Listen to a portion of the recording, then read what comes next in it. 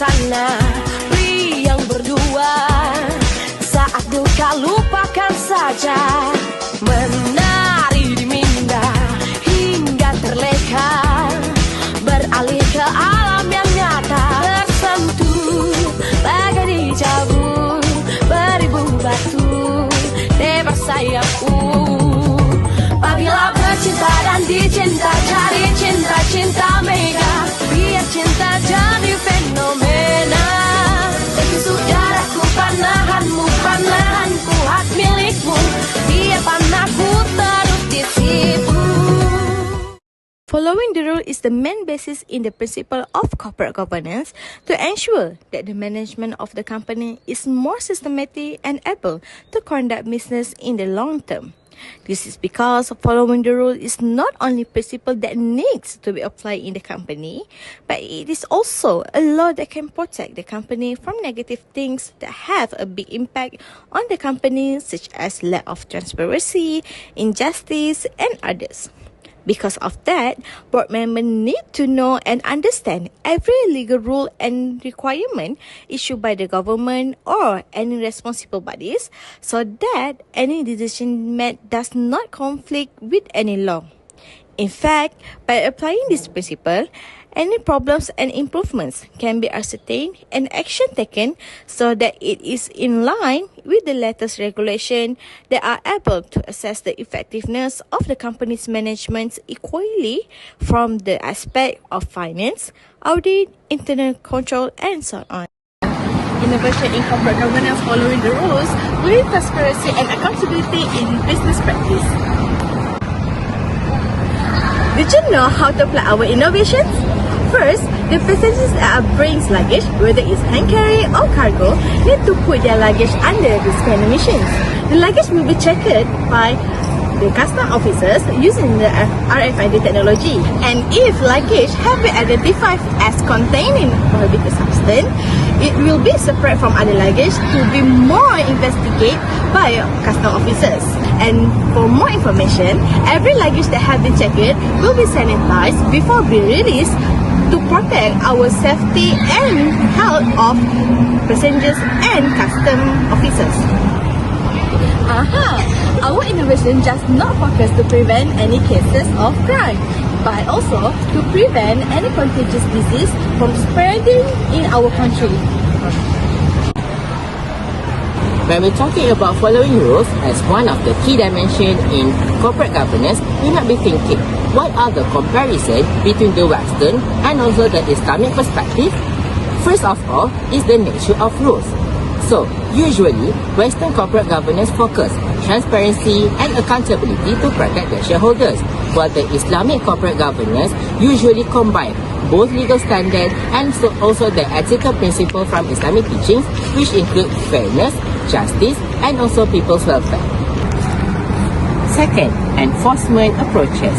Western corporate governance usually relies on the external organization to enforce the compliance and also prevent misconduct.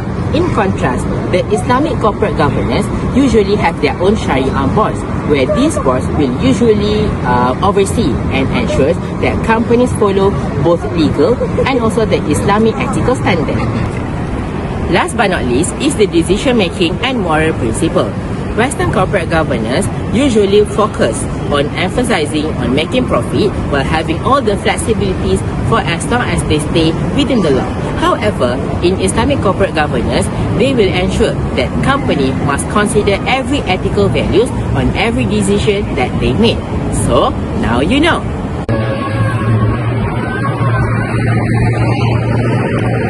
The application of rule following in corporate governance. Corporate governance provides a framework of control mechanism to support a company in achieving its goals and preventing unwanted conflicts. This may include referencing the OECD Corporate Governance Principle and the Malaysia Corporate Governance Code 2021. OECD stands for the Organization for Economic Cooperation and Development, promotes sustainable, cooperates in developing policy standards. Compliance policies such as the Code of Conduct or ethics policies help in strengthen and boost internal governance by defining acceptable behavior and practices. These policies contribute to upholding human rights and protecting public interests. The Malaysian Corporate Governance Code 2021 emphasized the importance of a robust risk management system. This code encourages comprehensive disclosure to prevent the fraud activities and build stakeholder trust. This absolutely applies to the board responsibilities, including conducting audits, regular reviews and supervisions, and regulatory expectations. Do you know there is an illegal meat cartel case happened in Malaysia in early December 2020? The meat was imported from 4 foreign countries, which are Argentina, Brazil, China and Ukraine. The meat was being stored and located in a warehouse in Senai, Johor. This case received attention from Malaysian citizens because the meat was being repackaged and then being labelled with a halal logo and distributed to the local shop without approval from the JAKI. Thus, the halal status of the meat are being questioned by the consumer, especially from the Muslim consumer. From this case, we can learn many things. First one is the legal compliance of the regulation, laws and standards. There are many regulations, standards and acts that implemented by the Malaysian government to ensure the quality and safety of the products, import and export in this country. For example, the Malaysian Standard 1500/2019 General Halal Requirements. And other than that, the Food Hygiene Regulation or Food Regulation, all of these regulation, act and standard are implemented to protect the safety and ensure the quality of the meat. Thus, all the parties should follow the regulations stated by the government to protect the quality of the meat. Next is the ethical standards of the parties involved in this cartel issue. There are many parties that involved in this meat cartel issue, such as the customs, the halal logistic partners, the workers at the warehouse, and others. All of these parties should have a responsibility and integrity to protect and to manage the meat according to the law stated by the government. All of this because is to protect the consumer, especially the Muslim consumer who must consume the halal meat.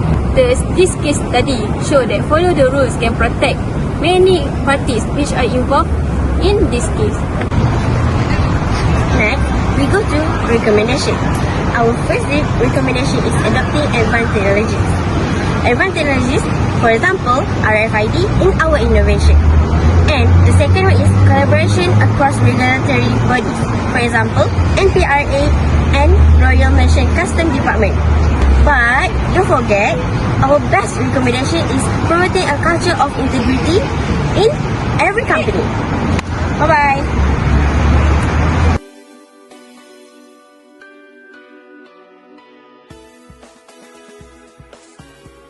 MU is a rat.